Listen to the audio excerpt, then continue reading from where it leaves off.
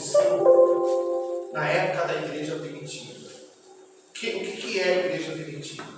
A igreja primitiva foi a igreja que se levantou depois, quando o Senhor Jesus foi recebido nos céus. Ele orou, fez uma oração: Pai, eu peço que o Senhor envie o Consolador, o Ajudador. E quem é o Consolador? Quem é que nos consola? Quem é que nos ajuda aqui na terra? Quem é que faz esse trabalho, gente? O Espírito Santo. Então, sem o Espírito Santo, é impossível a gente vencer. Diga, sem o Espírito Santo, é impossível vencer. Porque o Espírito Santo é aquele que te fortalece, como a pastora estava falando. O Espírito Santo é aquele que vai te guiar nas suas decisões do dia a dia. O que você precisa fazer no seu trabalho, dentro do seu casamento, instruir os seus filhos, nas suas decisões pessoais. Quem é que nos vai mostrar? Quem vai nos mostrar o caminho que devemos fazer? É o Espírito Santo. Então a igreja, os discípulos, os apóstolos, eles não poderiam continuar o trabalho que o Senhor Jesus começou sem o Espírito Santo. Então veja que Jesus disse para eles o seguinte: olha, não saiam de Jerusalém, até que do alto sejais revestidos de poder. Então, o que a gente precisa para vencer esse mundo? Poder. E quem é que dá o poder? O Espírito Santo. Os três trabalham em comum e juntos: o Pai, o Filho, que é o Senhor Jesus, o Espírito Santo. O Pai é o maior. O Senhor Jesus é o Filho, que é Deus também. E o Espírito Santo é o Espírito de Deus, o próprio Espírito que habitou no Senhor Jesus. Então, o que nós temos que ter para vencermos? Primeiro, alcançarmos a salvação e termos uma vida bem-sucedida. Temos que ter o Espírito Santo. Então, o Espírito Santo desceu nesse dia. Olha lá, Atos 2, 1 até o 5. Olha o título: a descida do Espírito Santo. Diga, a descida do Espírito Santo. Eu vou ler para você. E cumprindo-se o dia de Pentecostes, estavam todos concordemente no mesmo lugar. Diga, mesmo lugar. Mesmo lugar. E de repente veio do céu um som, como de um vento veemente e impetuoso, e encheu toda a casa em que estavam assentados. Diga, casa. Casa. E foram vistas por eles línguas repartidas como de fogo, as quais pousaram sobre cada um deles. E todos foram cheios do Espírito Santo. Diga, cheios do Espírito Santo. E começaram a falar em outras línguas, conforme o Espírito lhes concedia que falassem. E em Jerusalém estavam habitando judeus, homens religiosos de todas as nações que estão debaixo do céu. Para aí. O que aconteceu? Jesus tinha falado com os apóstolos e com os discípulos daquela época, que eram em torno, mais ou menos, discípulos mesmo, 500 discípulos.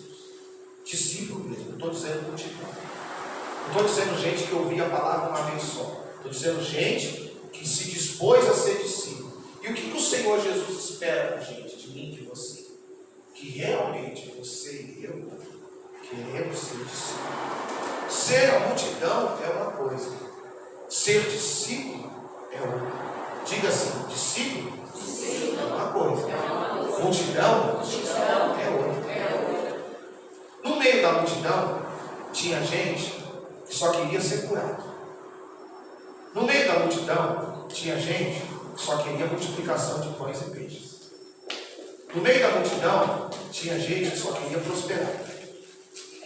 Mas poucos eram os que realmente queriam ser discípulos. O que significa essa palavra? Aquele que aceita ser discipulado.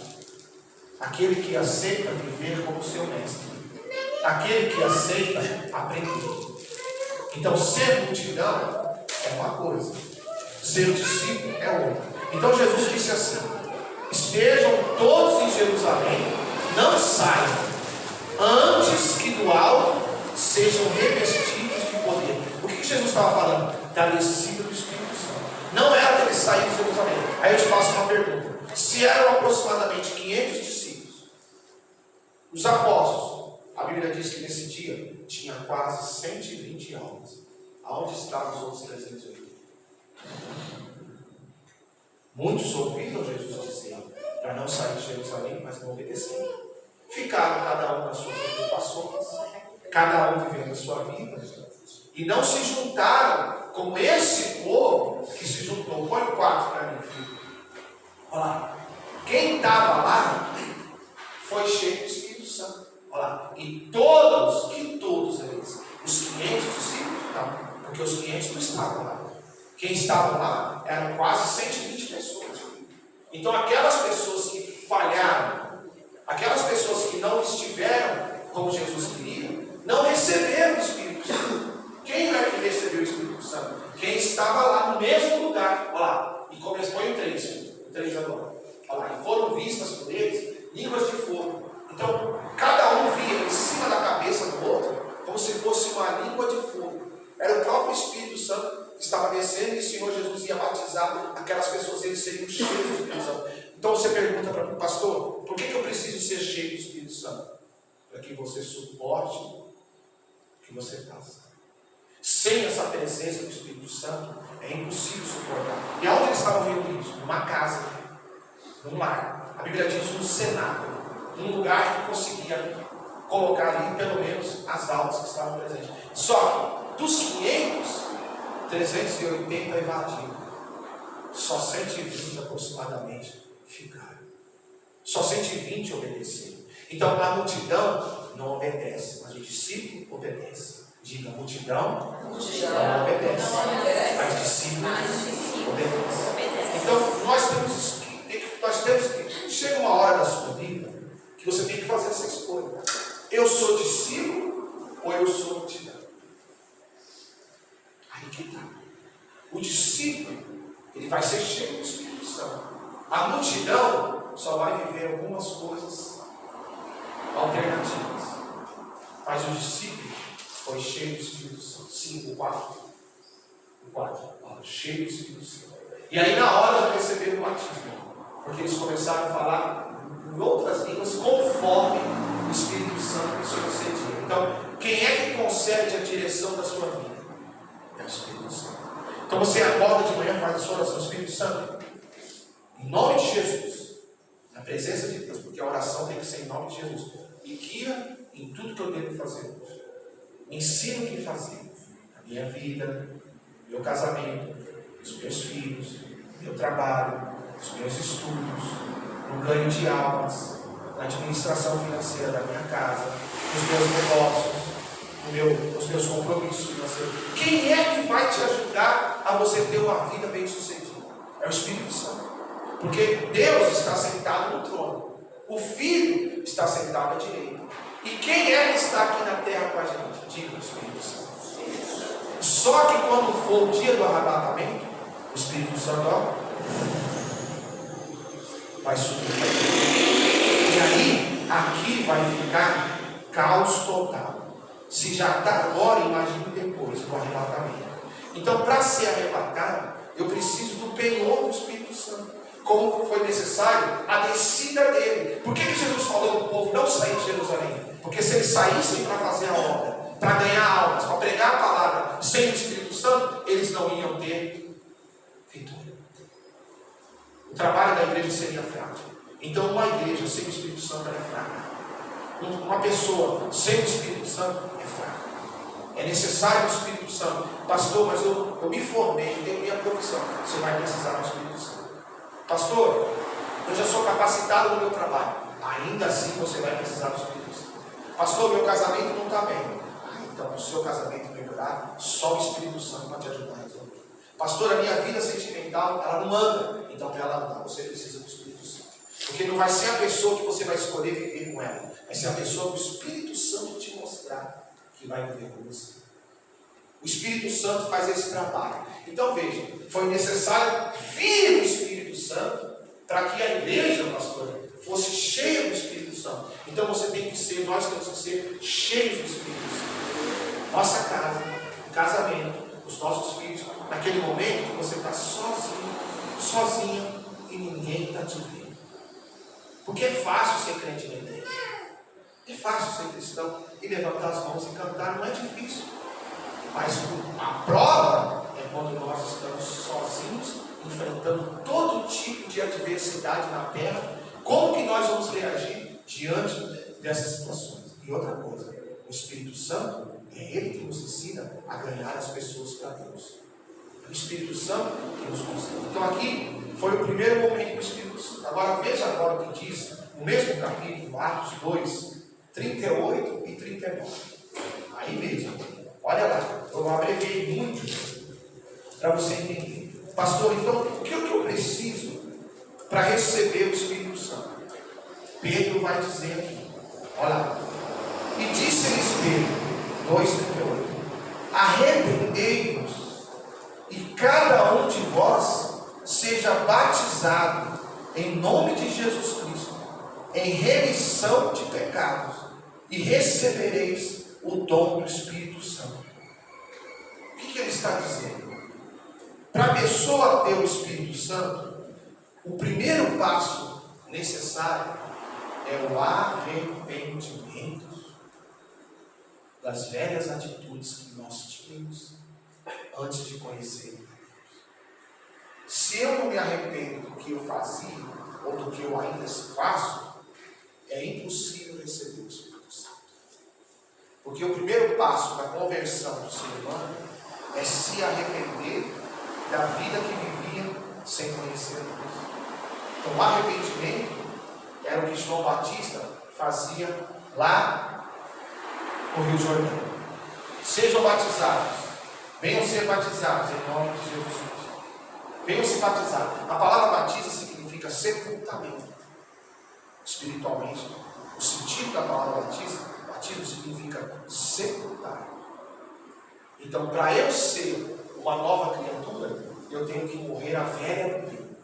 Só essa pessoa recebe o Espírito Santo. Por isso Pedro, que era um dos líderes da igreja, foi um dos líderes, o Marte Pedro, ele diz: arrependei-vos. E cada um de vós é pessoal. O batismo, primeiro, para a morte da velha criatura, é algo pessoal. Eu devo morrer. Pastor, então, será que dentro das igrejas, seja qual ela for, será que todo mundo que está dentro das igrejas realmente nasceu de novo? Realmente recebeu o Espírito Santo? Não. Porque o que mostra que a pessoa é uma nova criatura são os frutos que ela produz. Porque Jesus disse o quê? Conhecereis a árvore pelos seus frutos. Então você sabe quando uma árvore é boa, quando os frutos dela são bons. Então veja, pastor, qual é o primeiro passo para eu ter o Espírito Santo? Ah, você já tem, glória a Deus, então você já passou pelo processo do arrependimento. Que é ser, você pode analisar isso, você deve conhecer pessoas que já conhecem a palavra há 10 anos, 20 anos, 30 anos, sim ou não? Mas você sabe que aquela pessoa não nasceu de novo. Por quê? Porque você conhece os frutos na vida dela. Ela não muda.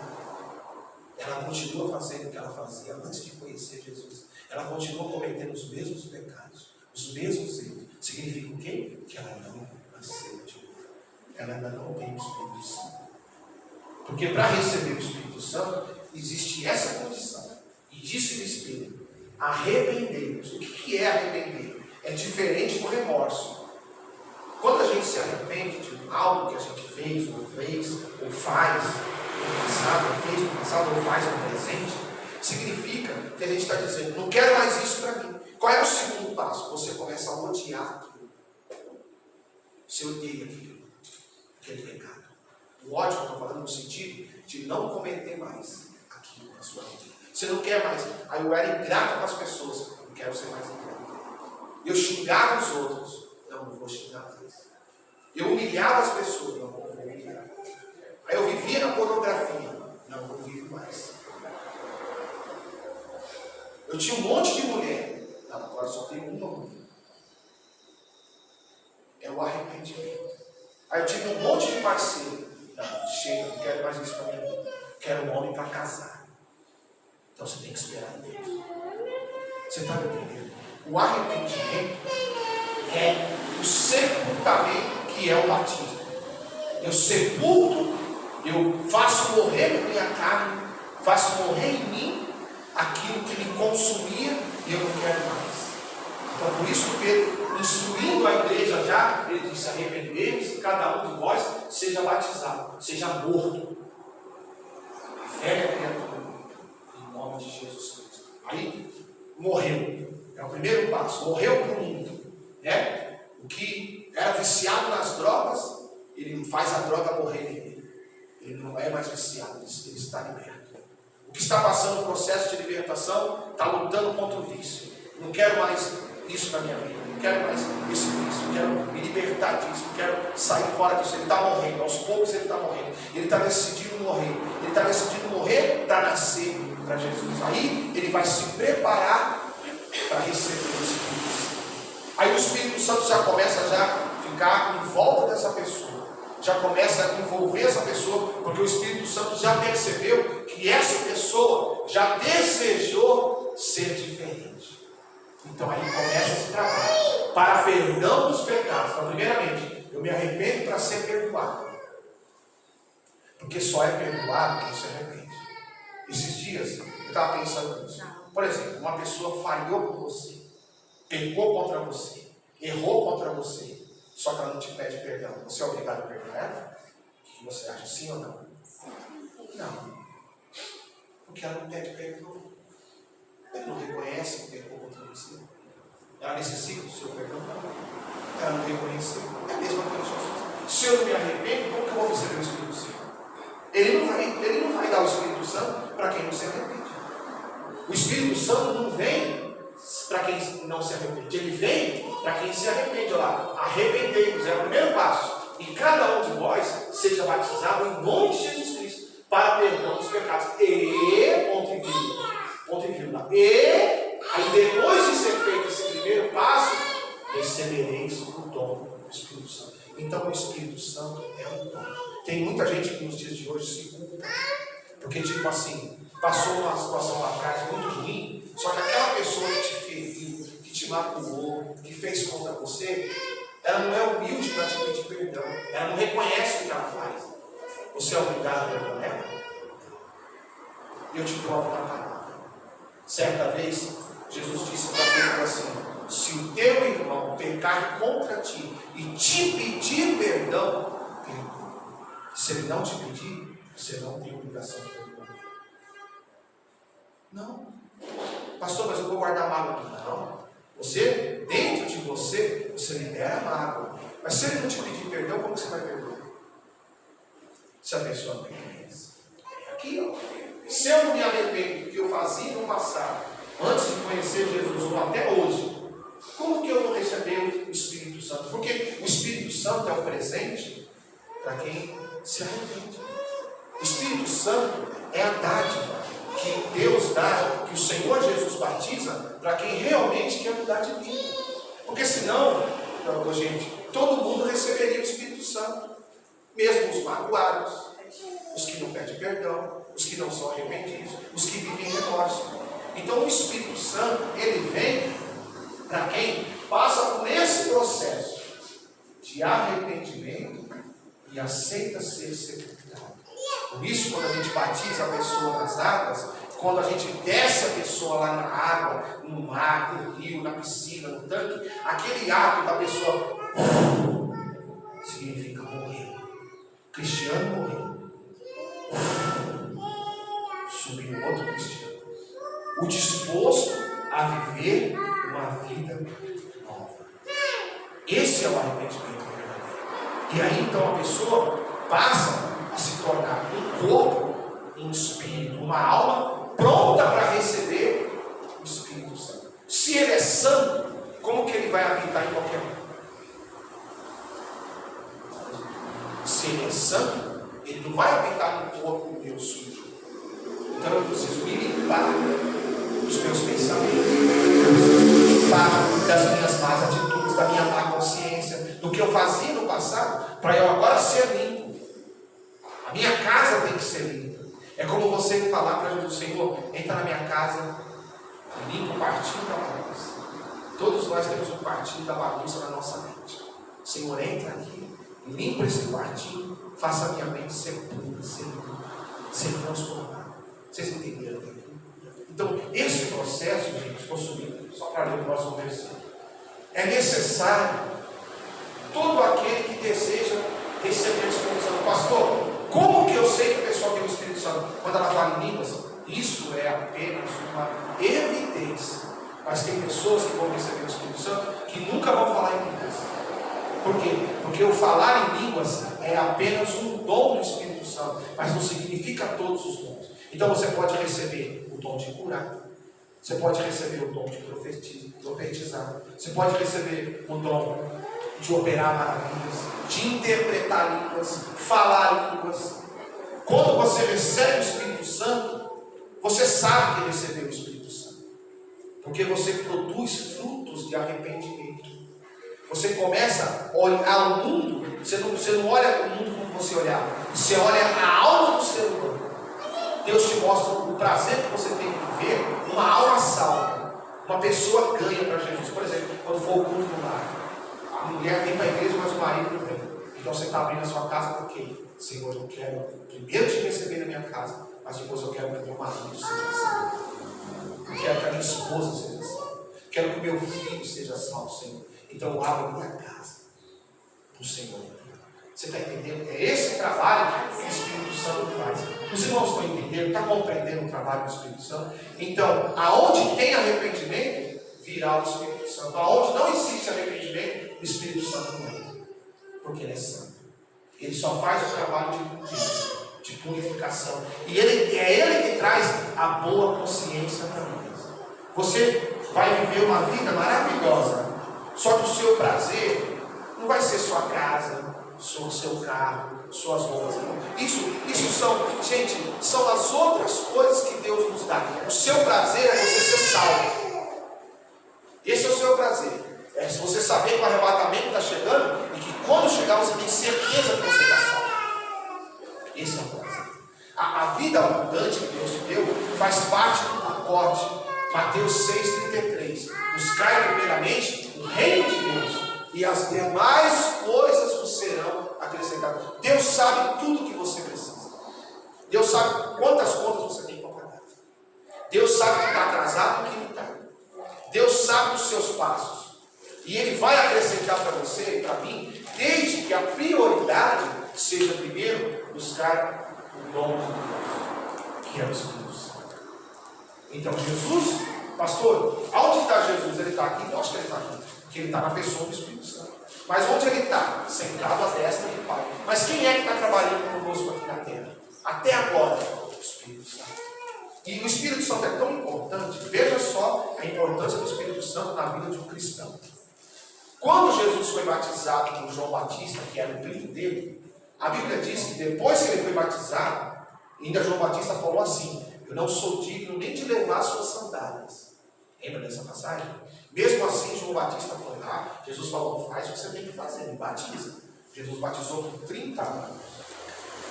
Quando ele saiu do Rio do Jordão, o que aconteceu? Quem lembra? Do céu desceu como o Espírito veio, como uma pomba. Então Jesus acabou de ser batizado nas águas, o Espírito Santo veio sobre ele como uma pomba. Naquele momento ali, Jesus recebeu o Espírito Santo. E veja a importância do Espírito Santo. Ele só pôde sair para o deserto depois que ele recebeu o Espírito Santo. Porque qual foi o evento que veio depois que Jesus foi batizado nas águas e recebeu o Espírito Santo? Qual foi o evento? A tentação de 40 dias no deserto. Você acha que Jesus ia resistir aos 40 dias sendo tentado pelo diabo sem o Espírito Santo? Então, por isso, ele teve que receber, ele sendo Deus e homem ao mesmo tempo, necessitou do Espírito Santo. Então, imagine eu e você se não necessitamos do Espírito Santo. É impossível uma pessoa vencer sem o Espírito Santo. Pastor, então por que eu tenho vencido? Porque você já tem o Espírito Santo. Tenho certeza, não tenha dúvida. Pastor, eu tenho isso. Eu tenho visto Deus na minha vida. Então você já recebeu o Espírito Santo. Você só precisa alimentar dia a dia a sua intimidade com Ele. Pastor, mas eu não oro em língua. Quem disse que para receber o Espírito Santo precisa orar em língua? A oração em língua é um dos dons do Espírito Santo, mas não significa que a pessoa não tem o Espírito Santo. Como que você sabe que você tem o Espírito Santo? Olha para a sua vida. Veja os frutos. Você tem se libertado? Você tem mudado? Você pensa diferente hoje? O seu caráter é outro hoje? A sua vida mudou? Você tem o Espírito Santo. Então alimenta essa intimidade com o Espírito Santo. Então vamos ver agora o que Pedro fala na sequência, para a gente finalizar. Versículo 41 a 47, o mesmo capítulo 2. Olha isso, gente. De sorte, 41, que foram batizados os que de bom grado receberam a sua palavra. E naquele dia agregaram-se quase 3.000 almas. Eu te faço uma pergunta. Eram 120 os que receberam o Espírito Santo. Quase 120.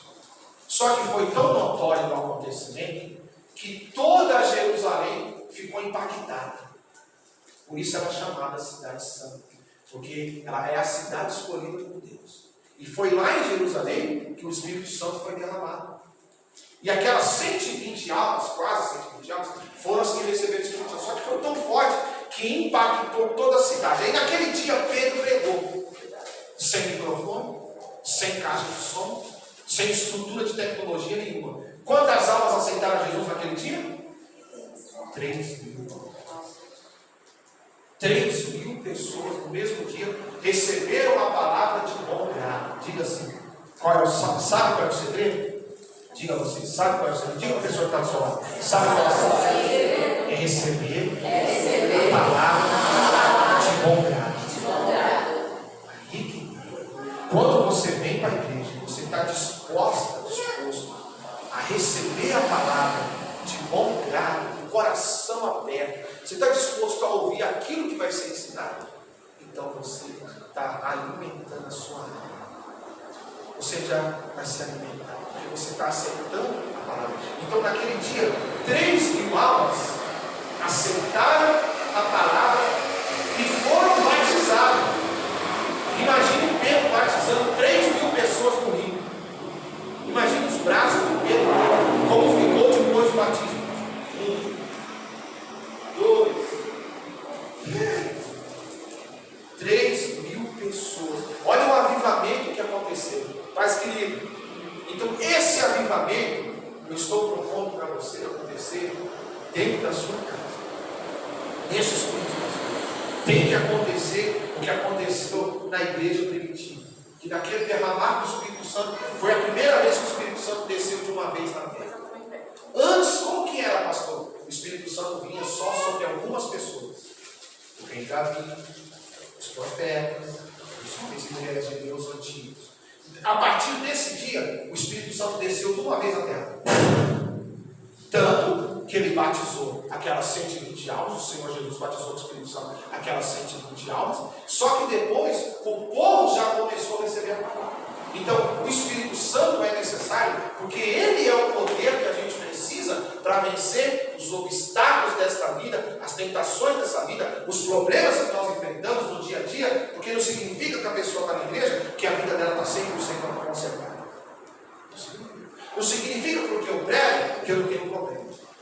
E quem é que vai me ajudar com os problemas? Quem é que vai me ajudar no meu dia a dia? Quem é que vai me socorrer? É o Espírito Santo. Seja você um juiz, um advogado, um médico, um psicólogo, um encanador, um pedreiro, uma secretária, uma pessoa que trabalha com transporte, seja você dona de casa, administrante, não importa. O que você é, não importa, é o que você buscou. O que importa é que você precisa do Espírito Santo. E o Espírito Santo é o que vai te guiar. Então veja, 3.000 homens, continuando, e perseveraram, 42, na doutrina dos apóstolos, e na comunhão, e no partir do pão, e nas orações. Isso tem que acontecer na vida do cristão. Nós somos cristãos, não somos? Não somos? Então nós temos que perseverar na doutrina. A palavra tem que ser tudo para você. Tem que ser tudo para mim. A palavra tem que ser, gente, o nosso manual de sobrevivência. Tem que ser a nossa lei. Está na palavra? Eu quero para a minha vida. Não está? Eu não quero.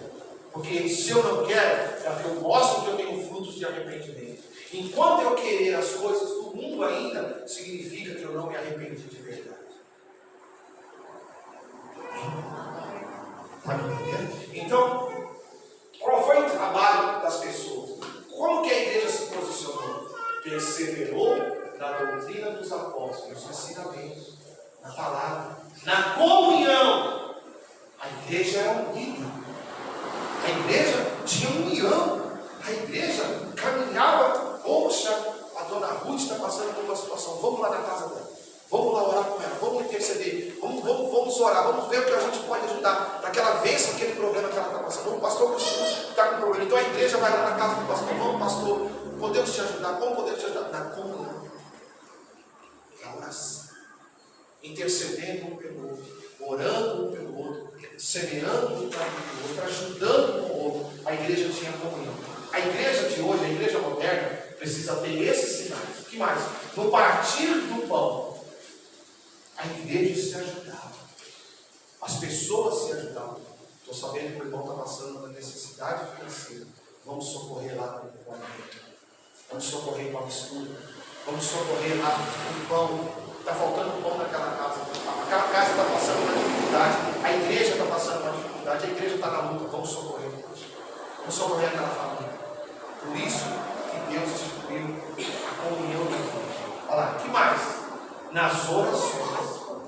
Então a oração é o elo de ligação entre a humanidade e Deus através de Jesus Cristo. Quando eu oro em nome de Jesus, eu estou levando o meu diálogo com Deus através da pessoa do Senhor Jesus e do trabalho que o Espírito Santo faz em nos sondar, porque o Espírito Santo nos sonda, ele conhece o nosso interior e leva ao nosso interior, porque a Bíblia diz o quê? Que ele geme com gemidos inexprimíveis. Ele sabe nos sondar. O Espírito Santo sabe tirar de nós o que a gente precisa tirar e chegar a Deus. A gente não sabe nem o que orar às vezes. Aí ele vem e começa a produzir a oração para a gente. E começa a sair palavras da nossa boca. Esses dias eu acordei para orar, era 4h20 da manhã, fui parar às 6 horas da manhã. Eu comecei orando sobre um propósito. Daqui a pouco foi produzindo frutos de oração. Quando eu fui ver, eu terminei a oração às 6h20. Falei, Senhor, eu orei 1h30 e não senti a hora passar, não cansei, não estou com sono. Por quê? Porque o Espírito Santo fez o trabalho em mim de orar. Eu me dispus a me levantar da cama no friozinho e ele se dispôs a continuar a oração. Então, nós precisamos ter isso, perseverar na doutrina, na palavra dos apóstolos, ou seja, ouvir a palavra que vem do altar daquelas pessoas que Deus levantou para ensinar. O que mais? Eu preciso ter comunhão. Comunhão na igreja, comunhão com a minha família, comunhão com os irmãos, comunhão no nosso corpo de Cristo aqui. Amando vidas é esse corpo de Cristo. Então nós temos que ter esse corpo de Cristo. O que mais? E no partir do pão, nas necessidades. Poxa, vamos